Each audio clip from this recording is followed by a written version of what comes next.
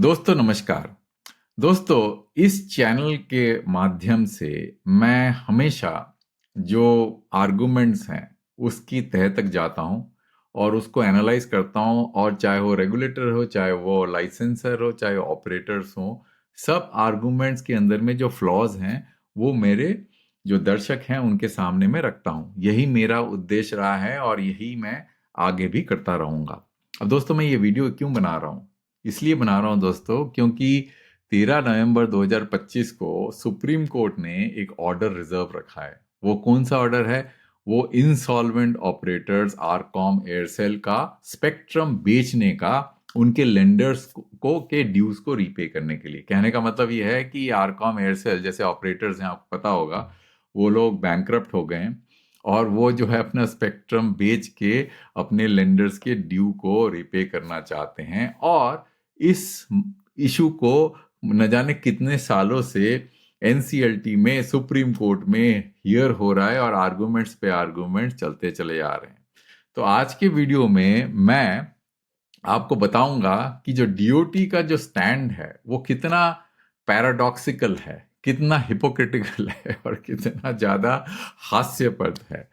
तो मैं आपको सारी चीजें परत पर समझाऊंगा और हम आशा करते हैं कि सुप्रीम कोर्ट एक जजमेंट देगा जिससे कि जो कि कंज्यूमर के इंटरेस्ट में होगा। मतलब ऑपरेटर्स के इंटरेस्ट में तो होना ही चाहिए, पर मेरा जो है सबसे बड़ा फोकस कंज्यूमर सेंट्रिक है, क्योंकि जहां पे हम कंज्यूमर इंटरेस्ट को फोकस करेंगे तो सारे स्टेक होल्डर का इंटरेस्ट ऑटोमेटिकली टेक केयर हो जाता है। क्योंकि जो सारे स्टेक होल्डर्स हैं, जैसे ऑपरेटर हो गया और उसके साथ में जो बैंक्स हो गए हैं, उनका काम क्या है? उनका काम बिजनेस जनरेट करना ना। तो बिजनेस तभी ना जनरेट कर पाएंगे जब कंज्यूमर के लॉन्ग टर्म इंटरेस्ट प्रोटेक्ट होंगे। अगर वही नहीं होंगे, अगर कंज्यूमर ही नहीं होंगे, तो बिजनेस कहाँ करेंगे वो, है कि नहीं? इसलिए कंज्यूमर सेंट्रिक होना बहुत जरूरी है। यही एक सबसे बड़ा, you can say, benchmark to measure whether the policies or the action taken by companies are in long term interest of our country। इसीलिए दोस्तों, मैं इस पूरे का पूरा जो वीडियो है एक्सपोज करूंगा कि डीओटी के आर्गुमेंट्स एनसीएलटी में क्या थे, क्योंकि एनसीएलटी ने एक ऑर्डर दिया था। ये ऑर्डर जो है कब का था? ये मेरे ख्याल से 2021 के आसपास का ऑर्डर था, जिसमें उन्होंने जो है ये कहा था, मैं आपको दिखाता हूं, मैं उसी पेज में ले जाऊंगा और आपको दिखाऊंगा कि वो ऑर्डर में उन्होंने कहा क्या था। नीचे समरी में ले जाता हूं मैं आपको, समरी में आपको समझ में आएगा कि हुआ क्या था। ये एनसीएलटी ने क्यों ऑर्डर दिया था? ये ऑर्डर इसलिए दिया था कि सुप्रीम कोर्ट ने उनको कहा था कि कुछ क्वेश्चंस के आंसर को आप इन्वेस्टिगेट कीजिए और उनकी फाइंडिंग सुप्रीम कोर्ट को जमा करिए। उसके बाद सुप्रीम कोर्ट में वो केस चल रहा है। तो समरी ऑफ द फाइंडिंग्स ये है। अगर आप जाएंगे इस ऑर्डर में और आप ये क्लॉज नंबर 75 में जाएंगे तो उन्होंने समरी फाइंडिंग्स डाली हुई है यहाँ पे, जो मैंने अपने स्लाइड डेक में कैप्चर किया है। और मैं इस कॉन्ट्रडिक्शन को मतलब परत दर परत समझाने की कोशिश करूंगा। तो पहला जो है, एनसीएलटी का कहना था कि government is a trustee. Trustee का मतलब क्या होता है? ट्रस्टी का मतलब ये होता है कि दूसरों के इंटरेस्ट में काम करना। मतलब दूसरों एसेट्स हो गया, कोई प्रॉपर्टी हो गई, कोई इस तरह का जो चीज है जिसको होल्ड करना, अपने इंटरेस्ट में नहीं, दूसरों के इंटरेस्ट में काम करना। तो एनसीएलटी का मतलब था, एनसीएल का कहना था कि गवर्नमेंट जो है वो ट्रस्टी है। वो स्पेक्ट्रम को यूज करने का और ऑपरेटर्स के द्वारा उस स्पेक्ट्रम को जहां का जो यूसेज है वो पब्लिक इंटरेस्ट को सर्व करे, इस तरह से वो पॉलिसीज को लेके आएंगी और इस तरह से जो है उसको एंकर करेंगी जिससे कि स्पेक्ट्रम का प्रॉपर यूसेज हो इन पब्लिक इंटरेस्ट। यही होता है ट्रस्टी का मतलब। तो एनसीएल ने कहा कि गवर्नमेंट ट्रस्टी है। तो डीओटी का बिहेवियर क्या है? डीओटी का behaviour, high reserve prices and push the operators to bankruptcy. अब दोस्तों आप बोलेंगे कि ये मैं कैसे कह सकता हूं कि डीओटी ने रिजर्व प्राइस हाई रखा है? कोई डेटा है इसको प्रूव करने के लिए? तो मैं आपको एक एक्सेल शीट दिखाऊंगा, आप खुद ही मान लेना और खुद ही जो है इसको आप अपने हिसाब से जज कर लेना। ये टीआरआई का डेटा है, बाय द वे, मेरा डेटा नहीं है। तो टीआरआई के जो जितने भी ग्रॉस रेवेन्यू का जो डेटा है, मैंने इस पूरे का पूरा जो ये टैब्लो का जो चार्ट दिख रहा है आपको, इसमें मैंने एग्रीगेट किया है रुपीस करोड़ में। ठीक है ना? ये इस तरह से ग्रॉस रेवेन्यू। तो आप वीडियो पॉज करके देख सकते हैं। तो एक्सेल शीट में आपको क्या पता चलेगा? आपको ये मालूम पड़ेगा ये फाइनेंशियल ईयर हो गए, ये हो गया आपका ग्रॉस रेवेन्यूज हो गए। तो मैंने अप्रोक्सीमेट यूएसडी से कन्वर्ट कर लिया बिलियन डॉलर्स में। अब मैंने क्या किया दोस्तों, 2010 से लेकर 2024 तक जितना भी ग्रॉस रेवेन्यू इंडस्ट्री ने जनरेट किया, बाय द वे इसमें आईएसपी भी इंक्लूडेड, सब कुछ इंक्लूडेड है, ये हो गया आपका 420 बिलियन डॉलर्स। ठीक है दोस्तों, आपको समझ में आ गया? इस नंबर को याद कर लीजिए, 420 बिलियन यूएस डॉलर, सारा का सारा इंडस्ट्री का रेवेन्यू बिलियन डॉलर्स में इसलिए किया क्योंकि रुपी जो है बहुत ही ज्यादा इन्फ्लेटेड करेंसी है, बहुत इन्फ्लेट हो जाती है, तो billion dollars is a good benchmark. अब दोस्तों मैं आपको एक और चीज दिखाता हूं, आपको बड़ा इंटरेस्टिंग लगेगा। अब देखिए, ये मेरे वेबसाइट के अंदर में मैंने स्पेक्ट्रम का जो है डेटा को एग्रीगेट करके रखा हुआ है कि बिलियन डॉलर्स में हर साल में कितना स्पेक्ट्रम गवर्नमेंट का जो रेवेन्यू पॉइंट ऑफ व्यू से एक्यूमुलेट हुआ, मतलब कलेक्शन क्या। इसमें बीएसएनएल इंक्लूडेड नहीं है, एमटीएनएल। तो देखिए 2010 में कितना हुआ, 16.76। उसके बाद 2012 और 13 तो बहुत छोटा था, 2014 में 10.02 बिलियन, ठीक है। 2015 में 17.13 बिलियन, ठीक है। 2016 में 9.79 बिलियन, 2021 में 10.53 बिलियन, 2022 में 19.09 बिलियन और 2024 में बहुत कम 1.36 बिलियन। अब ये सबको टोटल करेंगे आता है 86.06 बिलियन। अब ये नंबर जो है बहुत इंपॉर्टेंट है। अब सीधा उस एक्सेल शीट में चलते हैं और इसको जो 87 बिलियन को 87 डिवाइडेड बाई 420 करते हैं तो कितना आता है, 21%। दोस्तों 21% ऑक्शन रेवेन्यू का कमिटमेंट। ऑक्शन रेवेन्यू जो डीओटी ने ऑक्शन किए थे 2010 से अब तक, ये सब ऐड होके 87, जब आप डॉलर में करते तब समझ में आता है कि एक्चुअली हुआ क्या था। तो ये देखिए 87 बिलियन, इसका मतलब 21% of the total gross revenue auction के आउटफ्लो में चले गए। तो इसको क्या आप जो है मतलब एक सैनिटी बोलेंगे इसको? ये पागलपन नहीं है क्या? जब डीओटी कहती है कि मैंने इतना कलेक्ट किया, इतना कलेक्ट किया, तो डीओटी का बिहेवियर क्या है, हाई रिजर्व प्राइसेस। ये तो बिल्कुल रिजर्व प्राइसेस हाई था, ये तो बिल्कुल कोई भी इसको जो है झुटला नहीं सकता है इस पॉइंट को। मैंने तो आपको डेटा से प्रूव कर दिया। तो आप किसी भी मार्केट में चले जाइए, इतना ज्यादा जो है ऑक्शन में कोई पे नहीं करता। 21% ऑफ द 10 कितना 24 साल का नहीं 14 साल का जो है ईयर का जो टोटल रेवेन्यू है, ग्रॉस रेवेन्यू में आईएसपी सब इंक्लूडेड, जो कि स्पेक्ट्रम यूज नहीं करते, इतना ज्यादा आउटफ्लो। तो ये कह सकते हैं हम कि डीओटी ने ऑपरेटर्स को धक्का मार दिया बैंकरप्सी में। तो डीओटी ने बोल दिया कि भाई आपने इतना स्पेक्ट्रम, आपने देखा भी नहीं कि इंडस्ट्री की कैपेबिलिटी है कि नहीं। आप तो मार्केट का आकलन कर सकते हैं, आपके पास इकोनॉमिस्ट है, आपके पास दिमाग है, आप मार्केट को छड़ा आकलन नहीं कर सकते? कैन यू नॉट प्रोजेक्ट कि इंडिया की जीडीपी कितनी तेजी से बढ़ रही है, स्पेंडिंग पावर है कि नहीं? तो आपने ऑपरेटर्स को बैंकरप्सी में पुश कर दिया। High licence fee, high spectrum auction charges is the reason why the operators went to bankruptcy. Now इससे क्या हुआ? आप डीओटी क्या कह रही है, आप बैंकरप्ट हो गए, आप स्पेक्ट्रम को किसी थर्ड पार्टीज को लिक्विडेट करने के लिए नहीं दे सकते। मेरा पैसा पहले दो, मेरा स्पेक्ट्रम लाइसेंस भी पहले दो, तभी मैं अलाउ करूंगा। तो उन्होंने कर दिया, ब्लॉक कर दिया resolution, leaving a large amount of spectrum unused. मैं दिखाऊंगा आपको कितना स्पेक्ट्रम पड़ा हुआ है, कितने सालों से, और कितना नुकसान हो गया उससे हमको। मतलब डीओटी कह रही है मेरा पैसा पहले दो। अरे भाई, you are not a secure lender. जब आप इतने हाई प्राइसेस में इतना रिटर्न चाहिए आपको कमोडिटी में, और आप कह रहे हैं कि मैं एक सिक्योर लेंडर की तरफ बिलीव करूंगा, आप भी जाइए ना कहीं पे, आप जो है रिटर्न मांगिए 50%, किसी को दीजिए जो है कोई कमोडिटी, आप बोलिए 50% रिटर्न देगी, आपको जो है ठेंगा मिलने वाला है।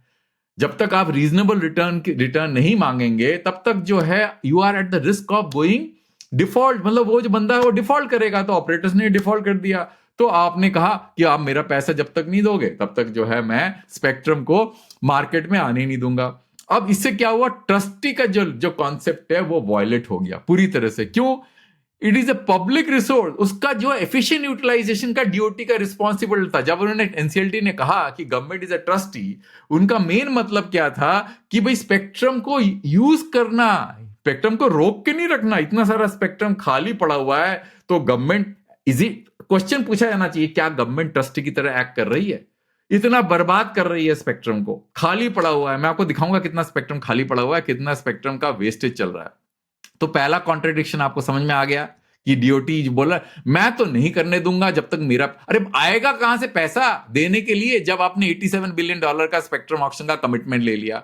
Contradiction 2, spectrum as insolvency asset versus DOT blocking it use. अब एनसीएलटी कहता है right to use spectrum is a intangible asset in insolvency.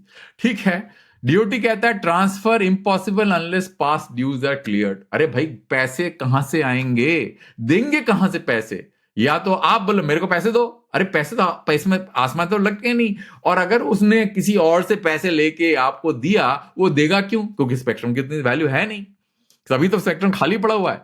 Bankrupt operator can not pay, no buyer will pay their dues. Result, spectrum जो है asset exist but can not be monetise, zero public benefit. इसको trusteeship बोलेंगे क्या आप? बताइए मेरे को।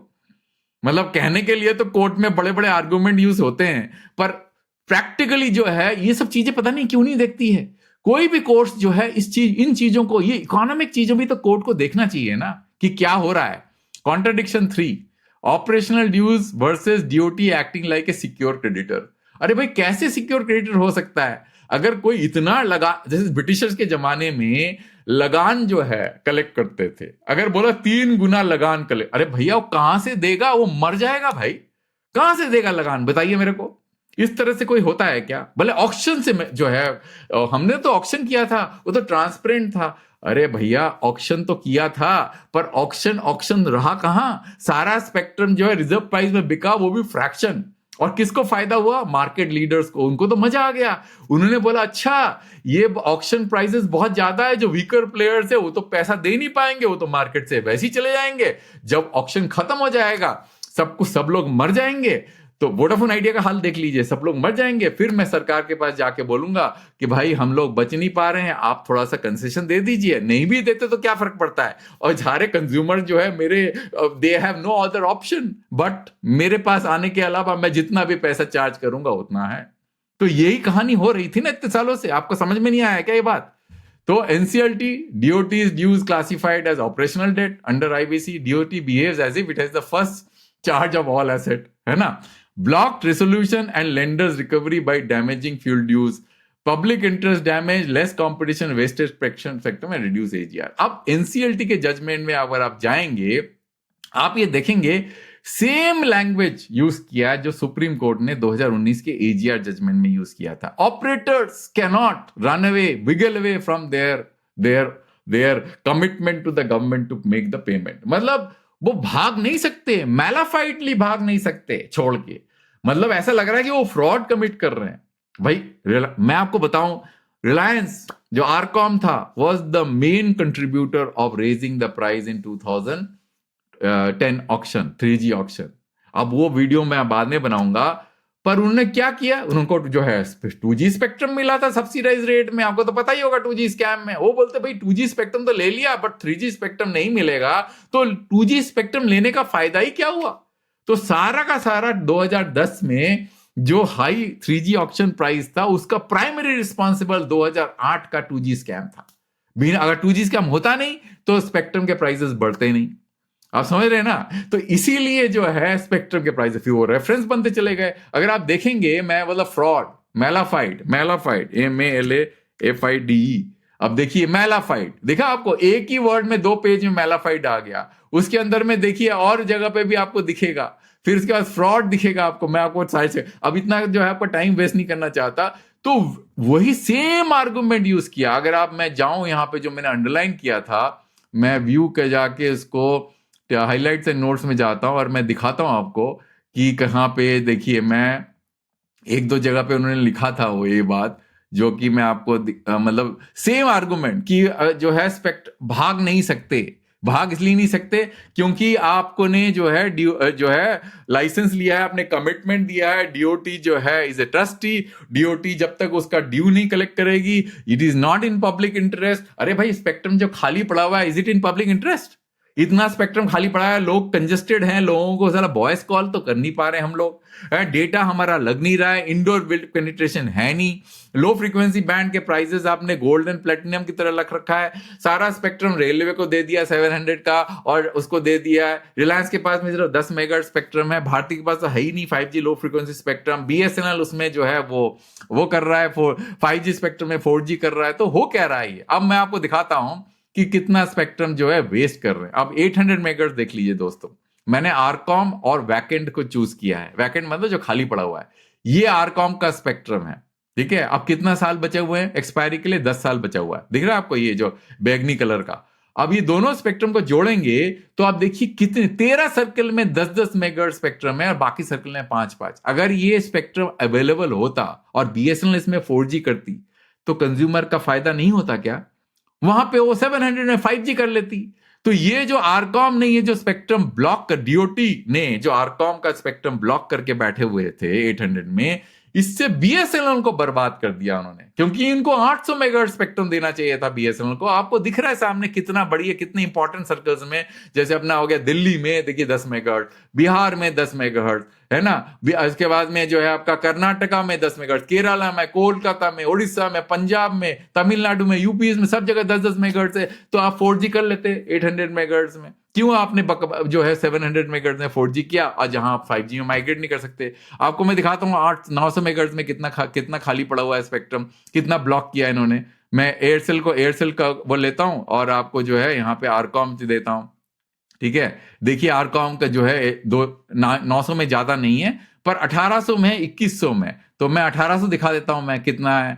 1800 में जाइएगा तो आप देखेंगे, मैं आपको दिखाता हूं। एयरसेल चूज करते हैं, एयरसेल आर, एयरसेल अनलाइसेंस भी चूज कर लेते हैं, आरकॉम चूज कर लेते हैं। देखिए यहाँ पे भी काफी सारा स्पेक्ट्रम जो है वो जो है NCLT में पड़ा हुआ है। उसके बाद हम जब चूज करते हैं 2100 मेगाहर्ट्ज स्पेक्ट्रम, 2100 में वही करेंगे हम, एयरसेल चूज करते हैं, आरकॉम चूज करते हैं। देखिए कितना सारा स्पेक्ट्रम जो है 5-10, 5, 10-10, 5, 10, 5, 5, 5, 10, 5, 5, 10, 10, 10, 5, 5, 5, 10। अब देख रहे हैं ना कितना स्पेक्ट्रम खाली पड़ा हुआ है, और हम बोल रहे हैं कि DOT कह रही है कि हम तो ट्रस्टी हैं, हमको तो ट्रस्टी की तरफ बिहेव करना है। अरे भाई, ट्रस्टी का मतलब क्या होता है? Consumer interest.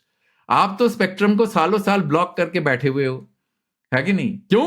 इस सारी चीजों के पीछे दोस्तों high reserve price, poor auction design, lack of economic analysis, lack of market projections, inadvertently helping the market leaders to kill competition.